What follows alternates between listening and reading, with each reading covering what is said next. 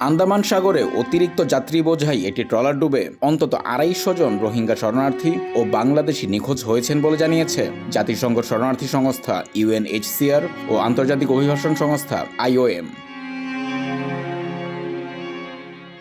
মঙ্গলবার এক যৌথ বিবৃতিতে সংস্থা দুটি জানায়, ধারণ ক্ষমতার অতিরিক্ত যাত্রী, উত্তাল সমুদ্র এবং প্রচণ্ড বাতাসের কারণে ট্রলারটি ডুবে যায়। নিখোঁজদের মধ্যে নারী ও শিশুসহ বিপুল সংখ্যক রোহিঙ্গা শরণার্থী এবং বাংলাদেশি নাগরিক রয়েছেন।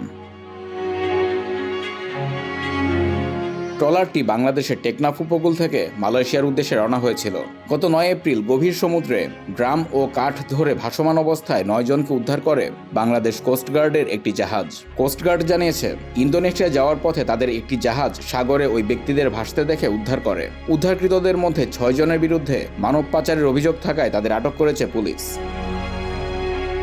উদ্ধার হওয়া রফিকুল ইসলাম জানান, ট্রলারটি ডুবে যাওয়ার আগে ৪ দিন সমুদ্রে ছিল।